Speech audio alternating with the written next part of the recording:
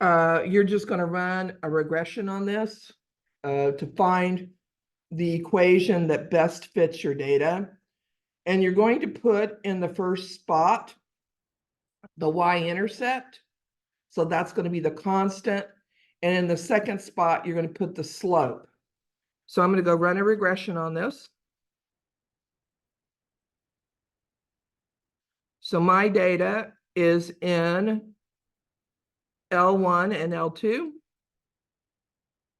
That's where I happen to put it. So I'm going to run my regression on list L1 and L2. So I'm going to get out of here. I'm going to go to stat. I'm going to go to tests, and I'm going to run the linear regression t-test. Now you can calculate this just from a linear regression from the calculate menu, but we've been doing this all semester, so we've been using the test. So did I pass it by? Nope, there it is. Lin reg t-test. I'm going to run that on L1 and L2, and I'm not actually running a test, so it doesn't matter if I pick row is not equal to, but typically in this chapter, well, not typically, I think all your tests were run not equal to, correct? So we're just going to leave that alone.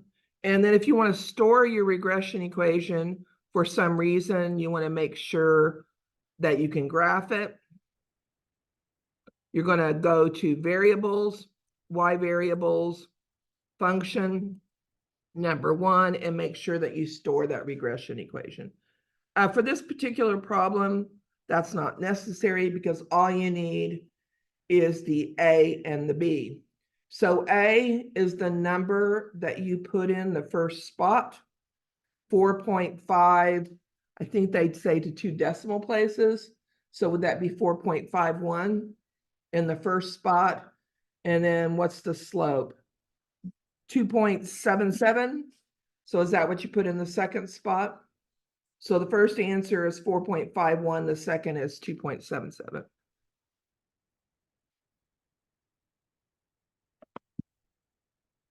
$4.51. And what was that? 2.77? Okay. Well, To keep or you were using? no, those are for you to keep. Okay. You can write all over them. And what's the only difference in the review that you're going to do for your exam? The numbers are changed. All right. Problem number 2. Don't get any of these incorrect. I'm going to write you a mean email afterwards. You intend to conduct a goodness of fit test for a multinomial distribution with 4 categories. You collect data from 92 subjects. What are the degrees of freedom of the chi-squared distribution for this test? 3, when you're running a goodness of fit test, it's the number of categories, the number of rows you have, the number of rows of data you have, minus 1. So the degrees of freedom here would be 3. Okay, problem 3. We're going to have to put data in our calculator. You're conducting a test of independence. When you conduct a test of independence, you put your data in matrices, correct? For the claim that there is an association between the row variable and the column variable. So the first contingency table is what you observed. The second contingency table is going to be what you expect that you need to calculate on your calculator. Okay, so what's the first thing I need to do to complete this problem? What's that? Okay, do a matrix, but I need to do one more thing too. What do I need to be able to, what do I need to know to be able to put I need totals. So we need totals, and then we need to put this in a matrix. So I need row totals and column totals. So what's my row totals here? 18, 24, and 24. What's that? 66. What's my next row totals? 79. What are my column totals?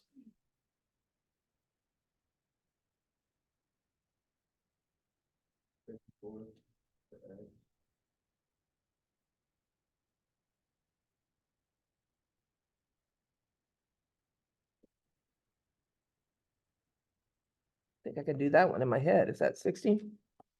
What's the total? 145. And I do need that, correct? Okay, so now this is going to be a 2-row. Come on, don't. There we go. A 2-row, 3-column matrix, because there are 2 categories in rows, 3 categories in columns, 2 by 3.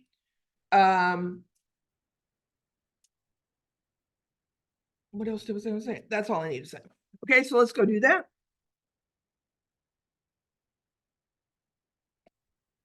Okay, so I'm going to go to my matrix menu, which is above my inverse. So second inverse. And I've already put these matrices in, but we would go over to edit whatever matrix that you're going to put this information in. I want it to be a 2-row. So you put the rows in first, 2, enter, 3, enter. It creates the rows and columns for you, and you put the information in. So I put mine in matrix A, and you might make a note of that on your paper where you put the observed data. I put it in matrix A. Okay. So how do you get the expected values, the expected contingency table? How do you do that? Column times the row divided by the total. So the row total times the column total divided by the total.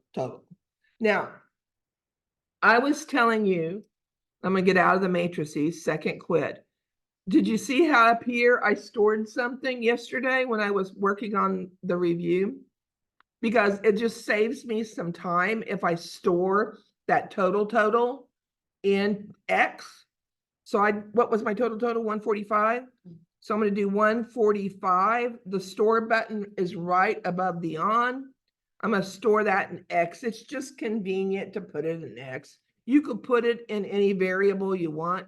It's just way less convenient to recall those variables. Okay, hit enter. So now I can go put my expected value matrix in. So I'm going to go second inverse to my matrix menu. I'm going to go over to edit, and I'm going to put the expected values in B. So again, it's a 2 by 3 matrix, 2 rows, 3 columns. And I'm just going to calculate the first cell. So the first cell, the row total of A was what, 66?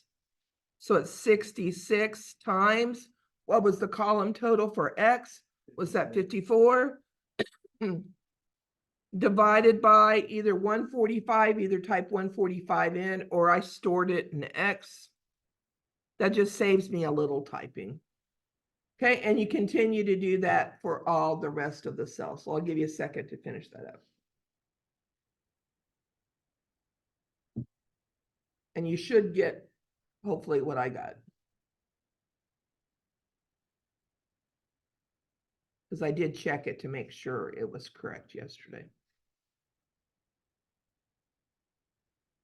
So on your test in my open math, once you get this matrix calculated, you're going to input all these values into the expected observations, and they don't tell you how many decimal places. It does say 2 at the very bottom. It's 2 decimal places. Well, I believe 2 decimal places. And that is what your calculator displays. Isn't that convenient that it displays 2 decimal places? So you're going to type all those numbers in. You're going to type in each row into my open math. Okay. So now you have your observed values in. You've calculated the expected. What do you do? Stat test. So we do stat tests, and we're going to do a chi-squared test. This is the test of independence. You'll know it's the correct test because when you hit enter, it's going to ask you, where did you put these contingency tables? And I put mine in what, A and B? So I'm going to go second matrix. Number 1 is A. There's where my observed was. I calculated my expected and I put that in B.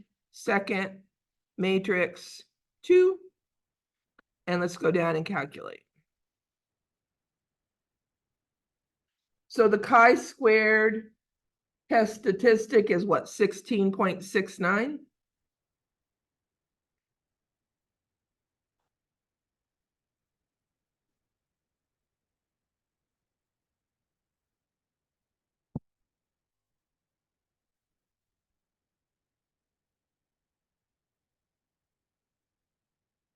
And there are quite a few problems on this test that are very straightforward. They're multiple choice or true or false. Now be aware that your problem may not be identical. This one might be. This might be the same problem. I don't know. What's it say? Choose the most appropriate completion of the sentence. In order to indicate a strong correlation between variables, the correlation coefficient will be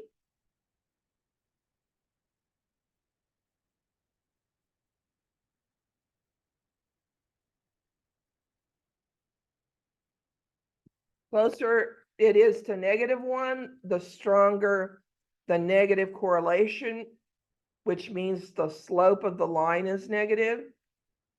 The closer it is to +1, the stronger the positive correlation, which means the slope of the line is positive.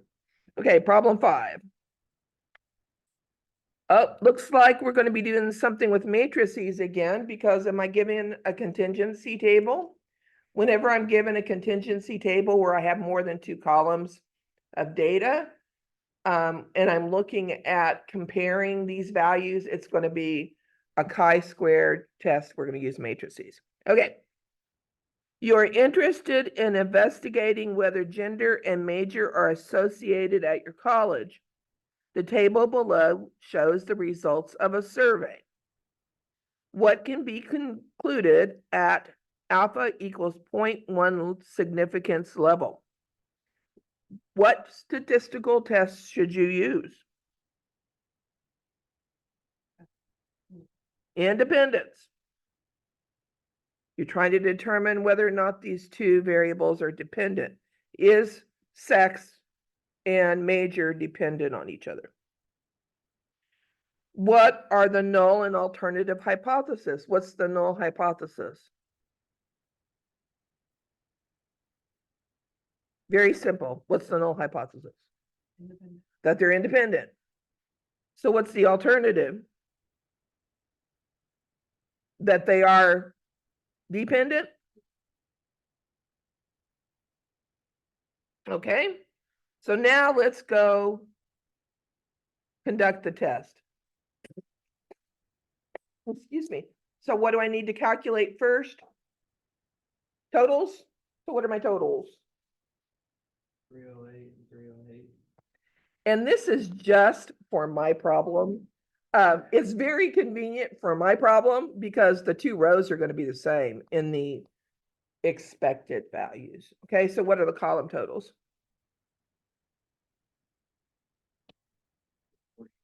206. 176. And the total?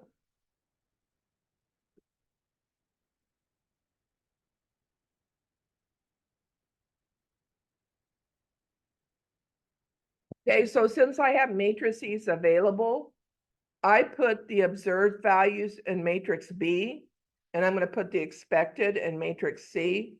I also didn't want to delete one matrix when I'm teaching in class. I want it still there. So how many rows do you have? 2. How many columns do you have? 4. So it's a 2 by 4 matrix. Go for it.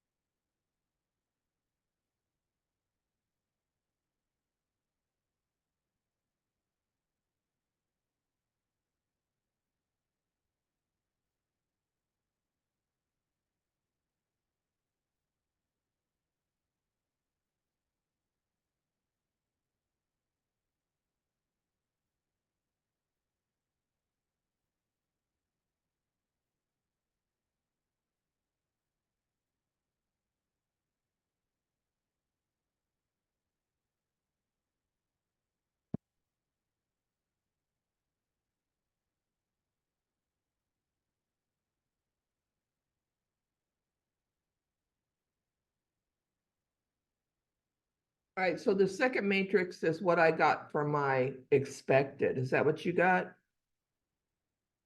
And they just coincidentally, my two row totals were the same. That may not be the case in the problem you're doing on your review or your exam.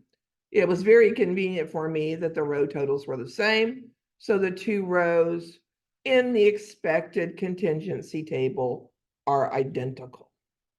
All right. Now what do we do?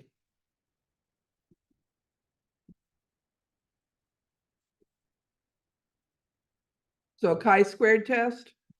And again, you're testing for independence. So that's a chi-squared test. So stat, test, chi-squared. You're not doing goodness of fit, correct? And if you try to do goodness of fit, it's going to ask you for a list anyway. And you need to be able to put a table in. So it's a chi-squared test. I put mine in C and D. So I'm going to go second matrix number 3 and second matrix number 4.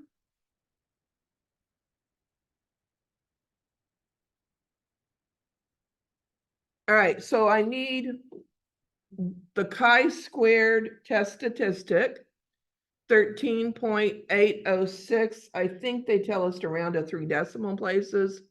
And the p-value is what, 0.003 to 3 decimal places? 4. Does it tell you four decimal places for the p-value? Well, how confusing. 3 for the chi-squared and 4 for the p-value. All right, we can do that. So what did we get? The test statistic was 13.806.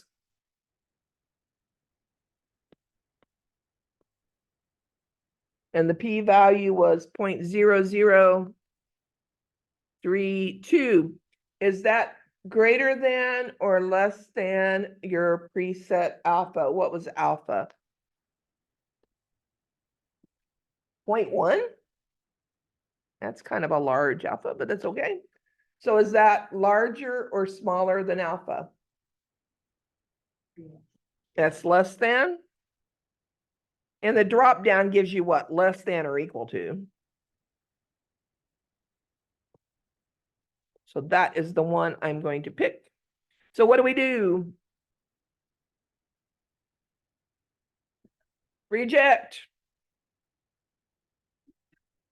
If the p-value is lower than the preset alpha, you are going to reject the null hypothesis.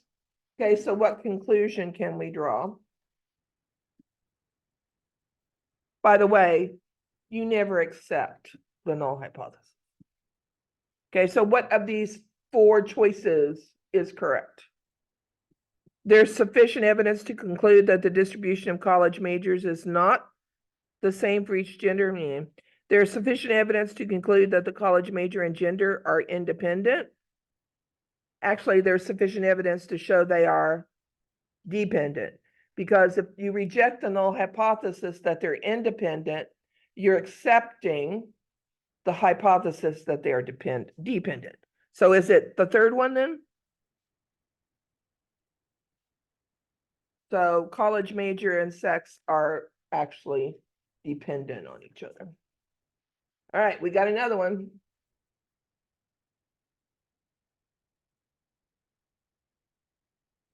Aren't we nice that everyone we gave you does not give you any row totals or column totals? A researcher is interested in investigating whether living situation and pet ownership are dependent. The table below shows the result of a survey. What is the correct statistical test to use? Independence. So what's your null hypothesis? That's your alternative. Your null is what? That they're independent. And so your alternative is that they are dependent. All right. So what are your row totals here? I get 281, 266, 160, and 155. And I got column totals 299, 281, 282. And my total I got to be 862. So this is what? We've got 1, 2, 3, 4 rows and what, 3 columns?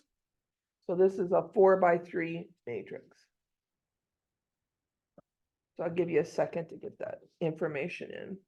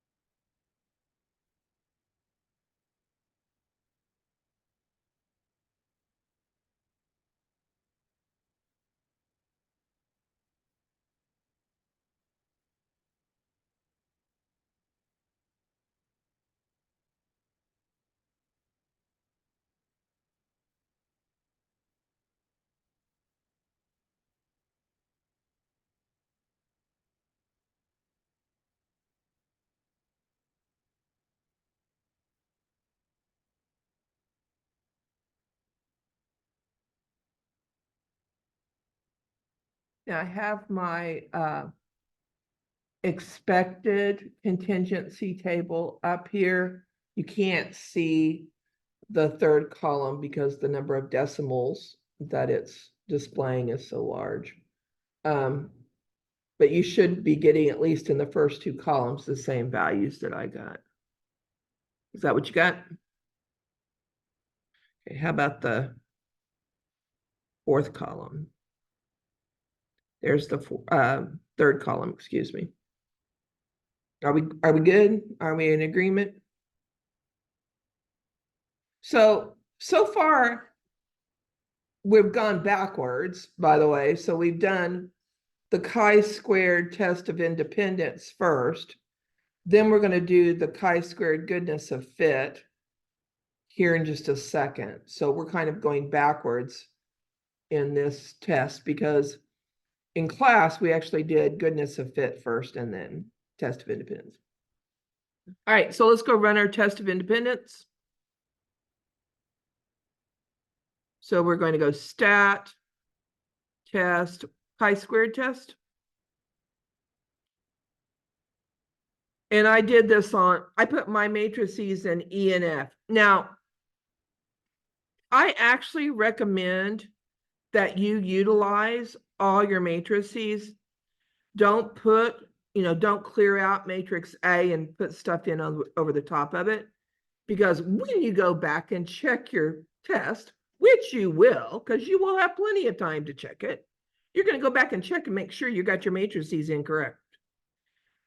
You're going to go back in and make sure you got your totals correct. So you're going to make sure you got everything correct before you hit submit and walk out the door.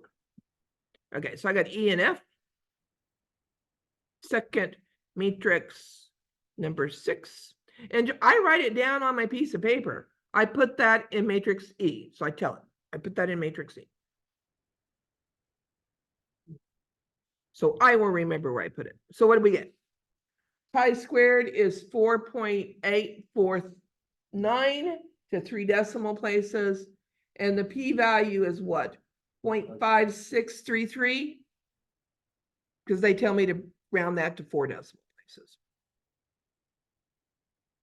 So what was my chi-squared?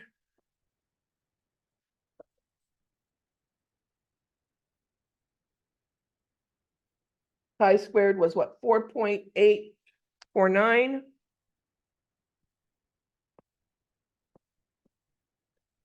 And the p-value was what?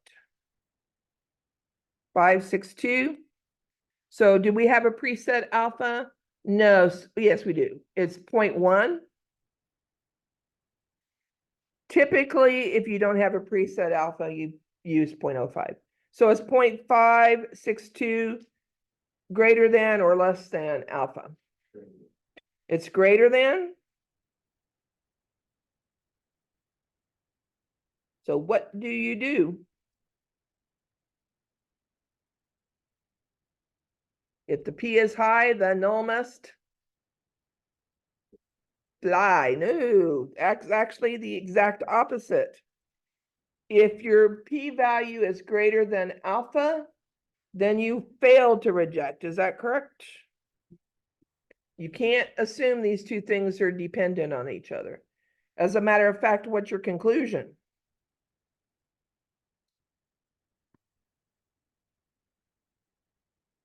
Why is it the second one? There's not sufficient evidence to show that pet ownership and living situation are dependent on each other, which I find actually surprising, that test result.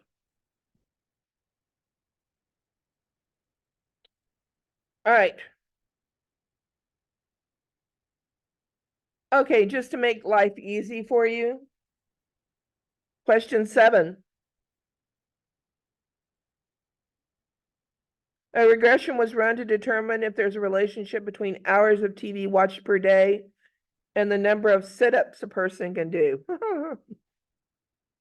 The results of the regression were y hat is equal to a plus bx. A is 37.791. B is negative 1.344. Use this to predict the average number of sit-ups a person who watches 7 hours of TV can do to 1 decimal place. How do you do that?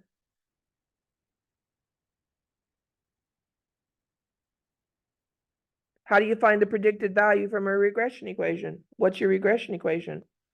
Y hat is equal to what? 37.791 minus 1.344x. Okay, just as an aside, does it surprise you the slope is negative? It shouldn't. The more hours of TV you watch, what happens? The number of sit-ups you can do goes down. The slope is negative. It's doing this. So does that surprise you? It probably shouldn't. Okay, so what's y hat when the number of hours you watch TV is 7? Do you just plug it in?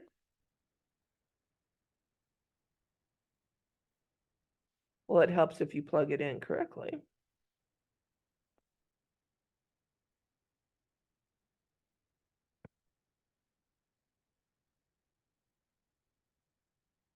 So plug in 7 for x, and what do you get? 28.383. They tell me 1 decimal place, don't they? Oops. So 28.4.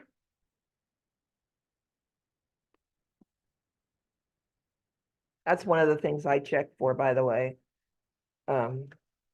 I shouldn't be so nice about round off on a last test, but anyway, all right, what are we doing now? Dusty's favorite problem. Okay. You're conducting a multinomial hypothesis test for the claim that the 4 categories occur with the following frequencies.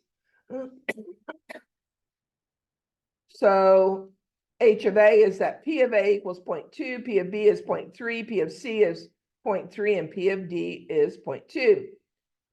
So each of the categories, A through D, we have the observed frequencies 14, 17, 24, and 22. How do we determine the expected frequency? How do we do that? Find the total, and then for each one, you multiply it times whatever. So That's what what- you're testing is that you expect that the proportions in category A is 20%. And that the proportion in category B is 30%. And the proportion in category C is 30%, proportion in category D is 20% also. So if I have how many is it? 77?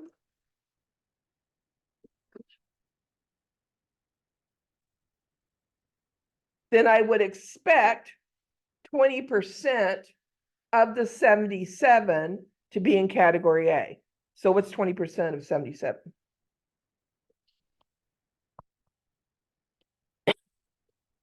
Excuse me.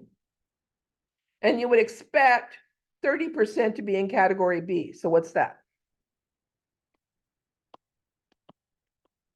23.1. You would expect 30% to be in category and C, and so that would also be 23.1, and 20% to be in category D, which is the same as category A, 15.4. Now, how you approach this problem from here is really up to you. I wouldn't calculate the Pearson residuals, the squared residuals by hand. You can, and it's not a difficult calculation. What do? You take the observed, you subtract the expected, you square that, you divide that by the expected. So you can calculate those four fairly easily. And then the chi-squared is just the sum of those four squared residuals. So you can do that by hand, or you can put it in your calculator. What would you do?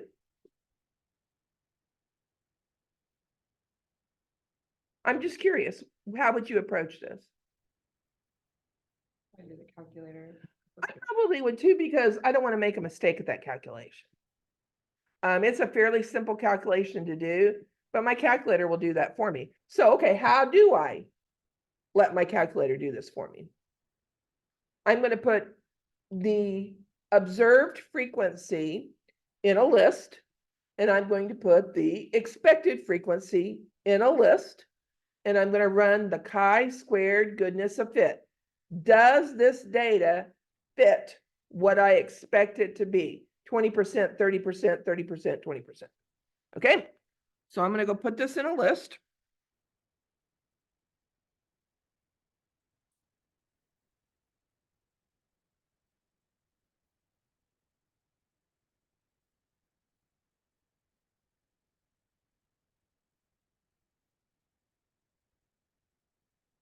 All right, get the screen back on here.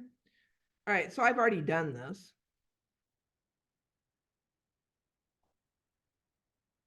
So I have in my L3, I have the observed frequencies, and in the L4, what I calculated, 20%, 30%, 30%, 20%. So now I'm going to run chi-squared goodness of fit test on L3 and L4. And again, you actually have 4 sets of data to put in lists. So I would probably leave it in the list until I have to delete it. All right, so let me go run the chi-squared goodness of fit test. And I put my data in L3, so second 3, and L4. Now, what was my degrees of freedom? 3, because I had 4 categories, correct? A through D. So my degrees of freedom is 4 minus 1, excuse me, and let's calculate. So the chi-squared is 4.602. They tell me to report it to 3 decimal places. And what is that last row of data? That's your squared residual. So for the first column, your squared residual is what? 0.1273. For the second row, the squared residual, I'm just going to arrow to the right, is 1.6108. The third row is what? 0.03506. And the fourth row is what? 2.8286. So I can go fill in the table now. So from my calculator, I calculated 0.1273, 1.6108, 0.03506, and 2.8286. And by the way, if I add that up, that's going to add up to 4.602. So that chi-squared statistic is the sum of your squared residuals.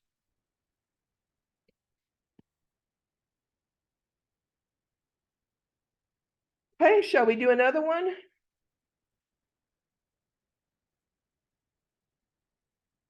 You are conducting a multinomial hypothesis test for the claim that all 5 categories are equally likely to be selected. So we have categories A through E, and we have the observed frequencies for each of those categories.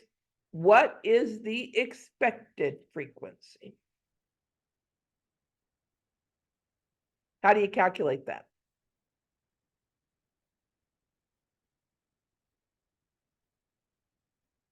The total divided by the number of categories. So since they're equally likely, you take the total, which is 75 in my case. The number of categories were 5. So is that 15? So each one of these on this problem, each of your expected frequencies will be the same value.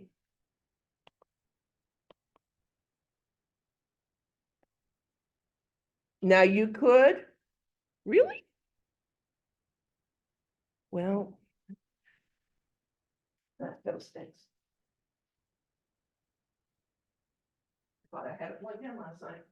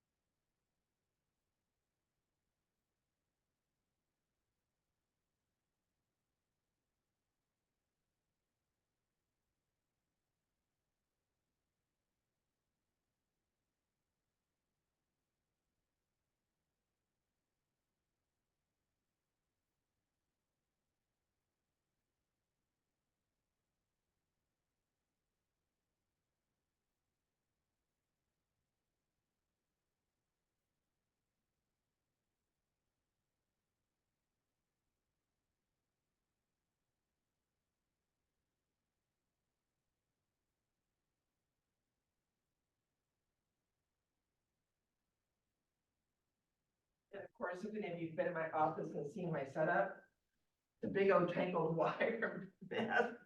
Try to untangle the charger.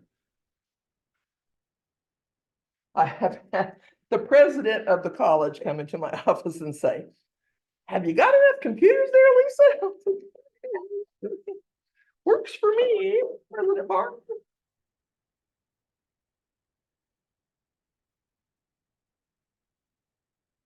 Each computer has its purpose. All right.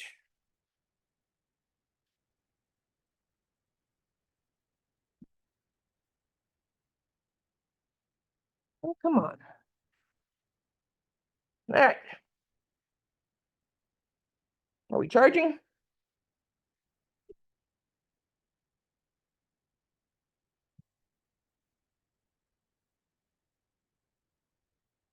Okay, we're plugged in. Okay. So, I'm gonna go ahead and let my calculator calculate the squared Pearson residuals for me. Have you already got it done? So what did you get? Has anybody already done this? What'd you get for the first one?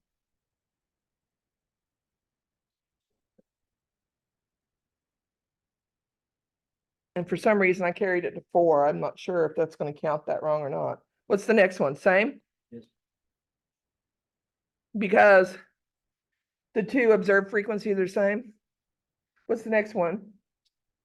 4, The next one? 6, 6, And then the last one? 0. 0. And you can add those up and that'll give you chi-squared, or what's the chi-squared statistic? 9.6.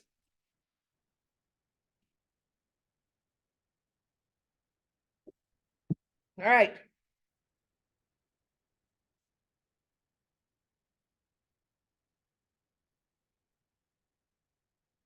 Believe it or not, this is the last calculation on the test. Listed below are paired data consisting of amounts spent on advertising in millions of dollars and the profits in millions of dollars. Determine if there is a significant linear correlation between advertising cost and profit. Use a significance level of 0.05 and round all values to 4.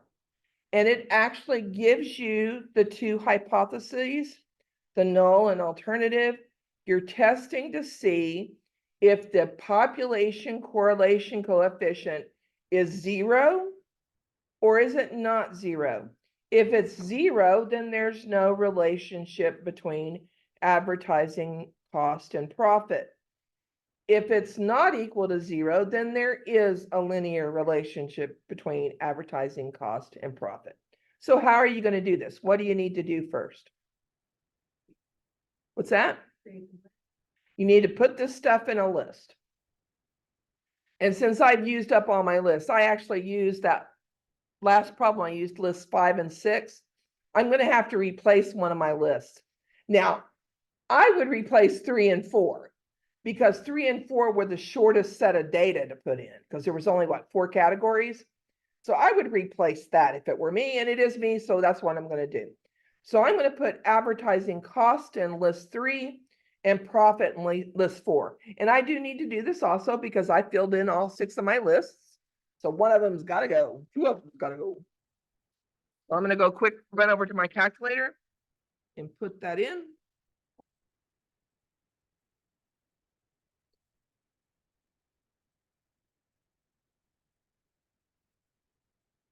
So I'm going to clear out L3 and L4. Just because those were the shortest lists and it would be easy enough for me to put back in if I needed to. Okay, so we've got data 3.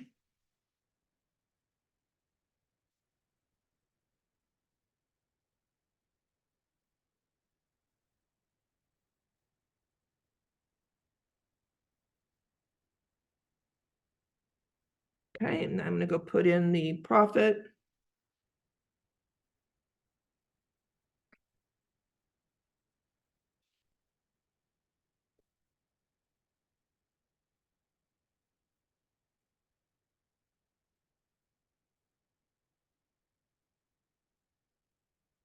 And I'm gonna real quick do a check of that to make sure I have it all in correctly.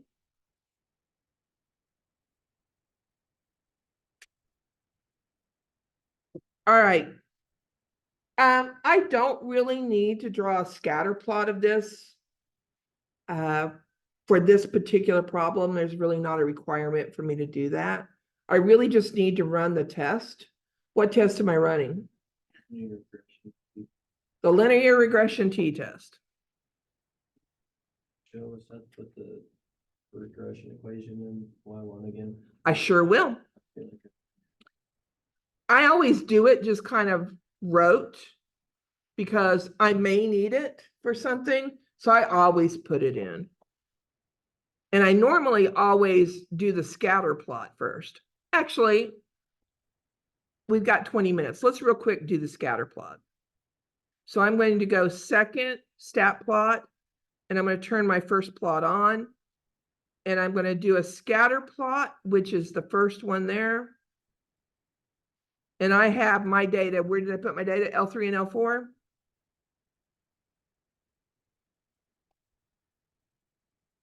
Oops. Try that again. Second 3. Second 4. And then I'm going to do a zoom 9. Oh, and I have something in my y equals from the other day. What do I have in there? I don't know. Let's clear that out.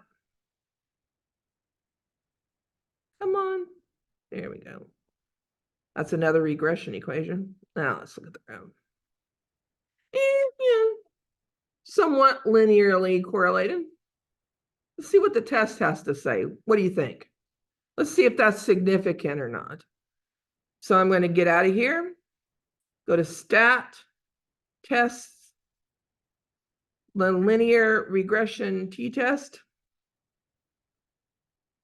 My data is in L3 and L4. They do tell me the alternative hypothesis is rho is not equal to 0. So make sure not equal to 0 is what's highlighted.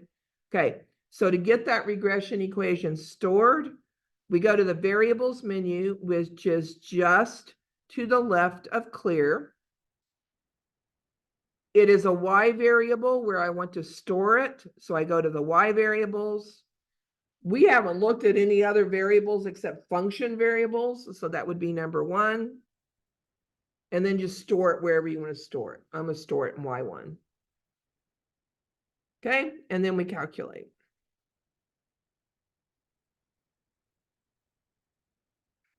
So what's R?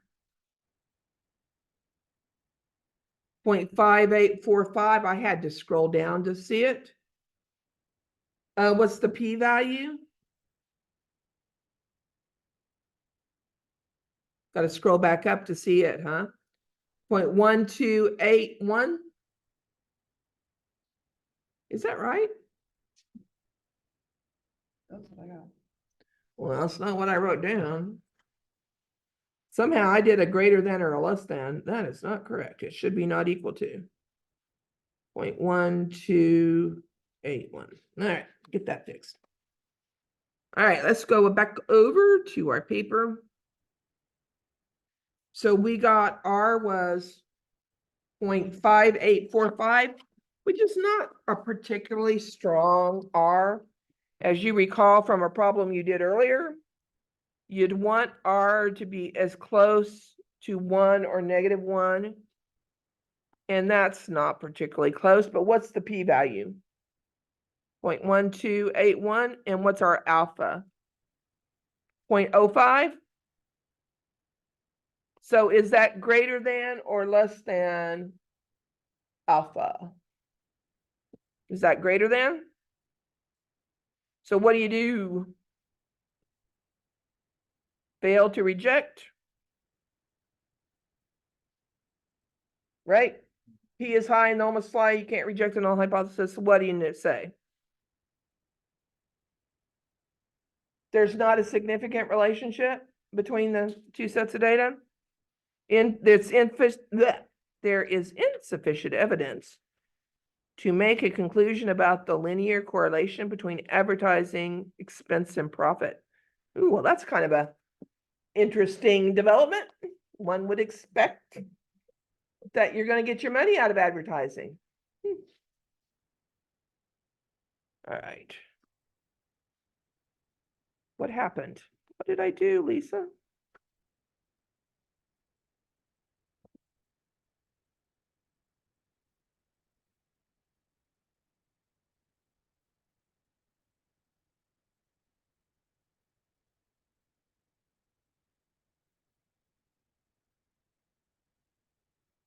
Did I seriously just lose? Oh, apparently, I just lost my, that's all right. I have no idea what I did. This is one of my complaints about the Surface Pro and their notes application. I have no idea what I did. I just lost it. Their notes application, in my opinion, is not very good. And I lost my note, what I was doing. That's okay. We'll go open it and we'll just read off because the last several problems are true and false. So let me go open that document.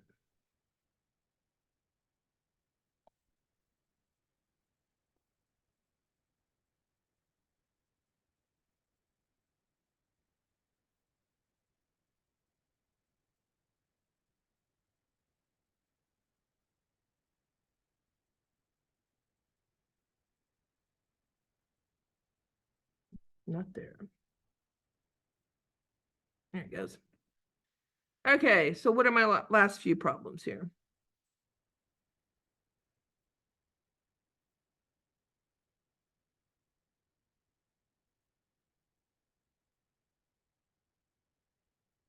Question 11. If the slope of the regression line is positive, then the correlation is also positive. True or false? True. Correlation coefficient and slope always have the same sign. A study was done that looked at how much red meat people consumed and how long they lived. The correlation R was found to be 0.98, pretty strong correlation. And the p-value for the correlation was 0.0005, pretty small p-value. Is this the conclusion then? Then a person who does not eat red meat will live longer than a person who has an 18-ounce steak every day? I don't know where you can draw that conclusion from that information. Is there a strong correlation between how much red meat you eat and how long you live? Yes. Do I know for a fact there's a cause and effect relationship there? Nope. So that is false. Okay. If the equation for the regression line for hours X spent cycling in the summer and hours Y spent working in the summer is Y hat, and Y hat always stands for the predicted value of Y. So it comes from the regression equation. Y comes from your observed data. So Y hat's from the regression equation. Y is from your data. Y hat is negative 0.7x plus 42. Then as the number of cycling hours increases, the number of work hours tends to decrease. Why is that true? If you're multiplying X times a negative, higher the number. That is absolutely one way to look at it. The slope is negative. And X, the independent variable, is what? The number of hours you cycle. So that's on the horizontal axis. The vertical axis is what? Number of hours you work. And it's negative. So as you cycle more, what happens to the number of hours you work? Goes down. Now, and Dusty said, well, if I multiply X times a negative and add it to that positive, the larger X is, the more negative that is. So you're subtracting a bigger value. So it all makes sense. All right. Data was collected on the distance from a runner's belly buttons to the ground. Well, there's an interesting thing to measure. And the time it takes them to run 100 meters. R squared is 0.87. Then 87% of runners with belly buttons far from the ground will run faster than average. Where would we have drawn that conclusion? Is that false? I don't know. Somebody just drew that out of here. Okay, what does the 87% actually mean? The 87% is the coefficient of determination. And what that means is that you get a regression equation, y hat equals something. And the amount of variance in the y hat is 87% of it can be predicted from the variance, the variability in x. That's all it means. So it's the amount of variability of y hat based on what the variability in x. Okay. Is this the last problem? A researcher used a chi-squared test for independence where the two variables were eye color and hair color. P-value is 0.0001. The researcher can conclude at a 5% level of significance that eye color and hair color are independent. Exactly the opposite, is it not? So that p-value is low, it's lower than alpha, so you would reject the null hypothesis that they are independent. So the data actually concludes at a 0.05 level of significance that they are actually dependent on each other. So that is false. Now, again, your problems, you need to be sure you read them, because maybe they give you a p-value of 0.5. And if your p-value were 0.5, would that be true then? So just be careful that you read the problem and make a conclusion based on the information in your problem. All right, are there any questions? You have one over. Cost. Okay. Well, if you don't have any questions, then I'll see you next Wednesday, correct? Wednesday at 8 a.m. in this room, and we will take the last test. Okay? See you then.